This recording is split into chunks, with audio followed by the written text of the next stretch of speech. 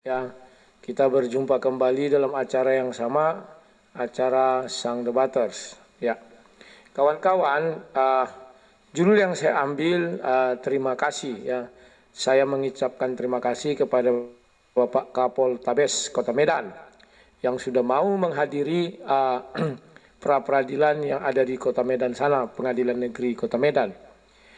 Hal ini kawan berdampak positif terhadap penegakan hukum di Indonesia. Kenapa saya katakan berdampak positif? Artinya hak-hak konstitusi dari bangsa Indonesia ini memang betul-betul dilindungi oleh undang-undang. Ya, meskipun harusnya minggu lalu mereka datang, mungkin ada alasan khusus. Mereka mungkin mempersiapkan ingin tahap 2-nya atau P21-nya Rudi Simamora atau tahap 2 lah. Ya. Dan kemarin sudah keluar berita, sudah di tahap 2 kan ya. Nah, kawan-kawan, ini rambut gimana nih? Sudah kayak peluncur rudal juga ini, udah kayak hati dia ya. Ya. Tadi pagi sudah sidang dihadiri kedua belah pihak. Pemohon dalam hal ini Rudi Simamora dan termohon adalah Kapolri, Kapolda, Kapoltabes ya. Kota Medan itu. Nah, karena kemarin mereka tidak datang, maka hari ini sifatnya hanya ya penyerahan berkas ya. Dan dalam acara itu tadi pagi disepakatilah besok melengkapi berkas-berkas yang kurang dan hari Rabu baru menjawab ya. Hari Kamis pembuktian, hari Jumat putusan. Itu sepertinya yang saya dengar. Jadi maraton ini ya. 7 hari harus kelar. Hari kemarin itu dianggap. Nah, kawan-kawan, ada hal yang menarik di sini. Hal menarik itu apa? Akhirnya mereka mau datang dan duduk kawan. Memperhatikan dan mendengar apa sih aspirasi dari lawan bicara mereka. Ya kan? Ini patut kita acungi jempol. Kenapa? Tidak mungkin kita dibiarkan sendiri di situ bicara kawan. Ya, kan sangat unik bahwa mereka mengatakan mereka ini penegak hukum, mereka mengatakan semua prosedur sudah benar. Nah, sekarang dibuktikanlah prosedur itu apa benar atau ada keliru kan begitu. Nah, ya puji Tuhan semuanya kita berdoa tadi malam berkat doa kalian semua akhirnya mereka datang. Loh, bukankah itu berkat kemauan mereka? Menurut saya tidak. Tapi berkat Tuhan, ya. Selalu kita berpatokan pada Tuhan.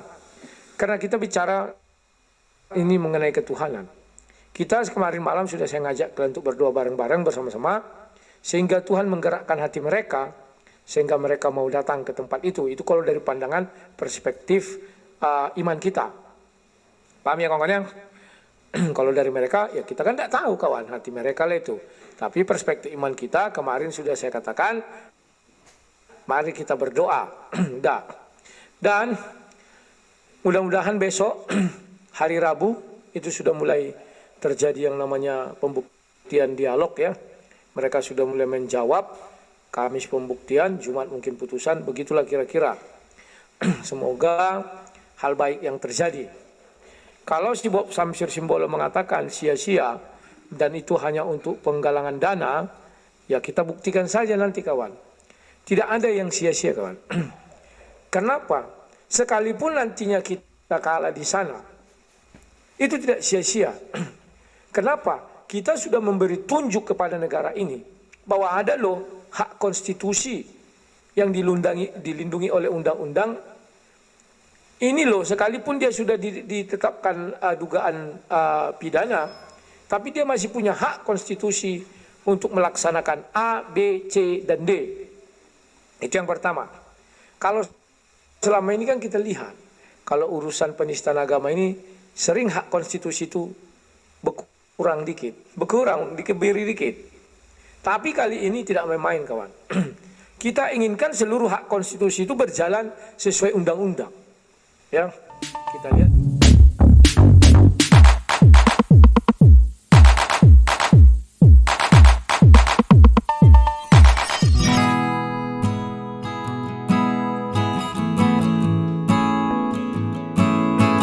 Assalamualaikum warahmatullahi wabarakatuh. Berjumpa kembali di channel Cendekia Muslim.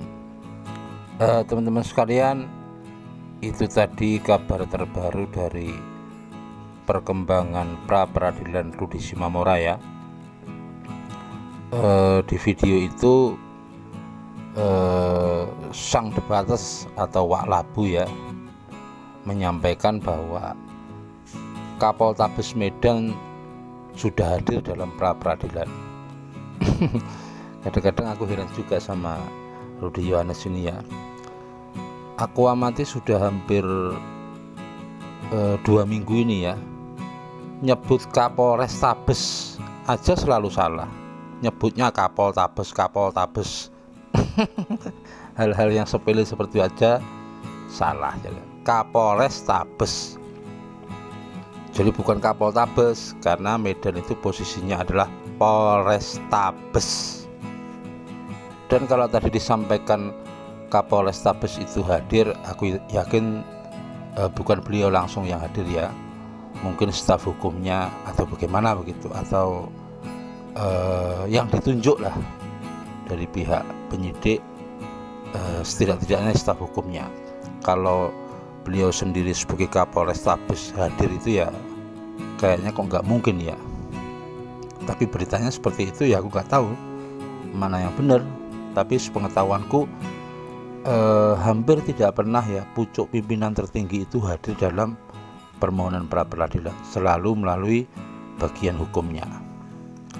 Kemudian Rudi Yohanes menghubung-hubungkan ya, jadi kehadiran dari pihak Polrestabes Medan dalam sidang pra peradilan ini karena kuasa Tuhan begitu. Ya silahkan saja ya. Kemudian Rudi Yohanes juga menyampaikan ya, ini satu hal yang baik setelah kita doakan, kemudian Polrestabes bersedia hadir ya, penyidik Polrestabes atau staf hukum Polrestabes bersedia hadir.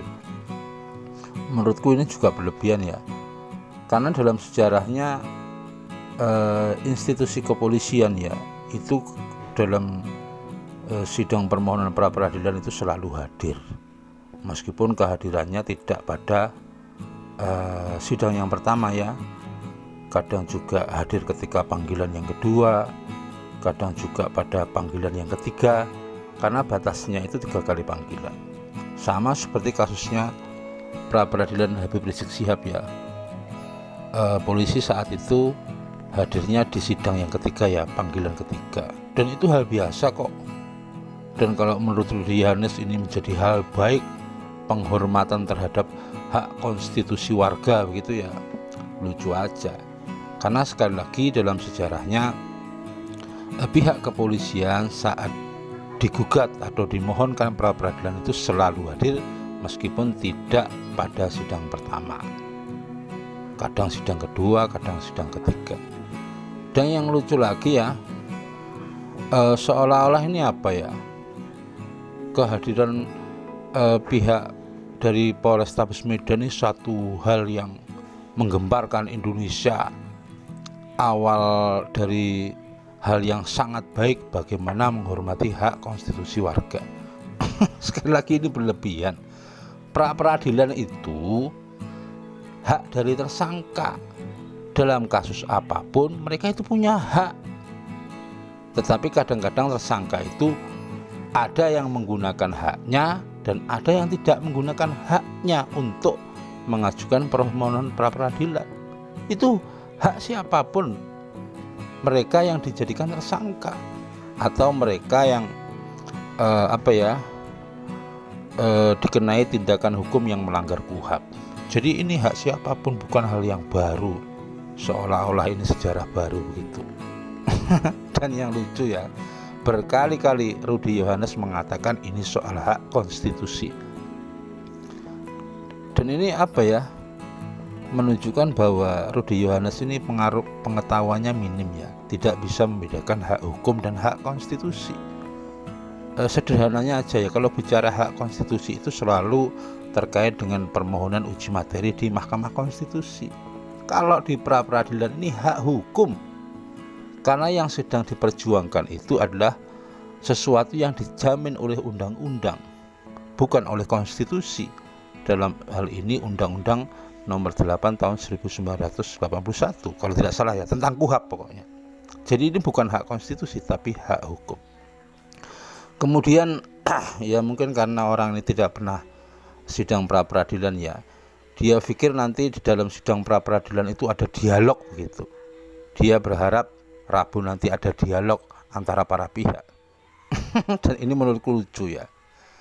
Dalam sidang pra peradilan ini, karena hukum acaranya itu menggunakan hukum acara perdata, bukan hukum acara pidana.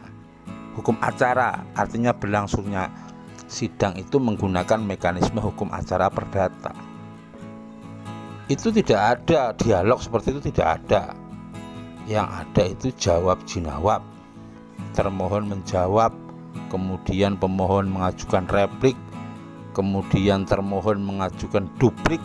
Duplik itu jawaban kedua, dan semuanya itu tertulis dan boleh dibacakan dan dianggap dibacakan. Tidak ada ruang dialog di situ, tidak ada bantah-bantahan, itu tidak ada. Semuanya melalui tulisan. Kemudian pembuktiannya pun juga demikian. Yang di sini tentu alat-alat bukti surat-surat yang terkait dengan proses hukum dari Rudi Simamora. Memang juga bisa menghadirkan alat bukti saksi, tetapi dalam sidang pra peradilan karena ini yang diperiksa soal administratif, itu yang lebih menentukan adalah alat bukti surat, bukan saksi. Tapi intinya ya tidak ada ruang bantah-bantahan, diskusi kayak orang debat, itu tidak ada. Tidak ada itu ya. Tapi ya apa ya, mungkin ya orang yang nggak pernah pra peradilan ya, bisa jadi ini menjadi pengalaman pertama dia.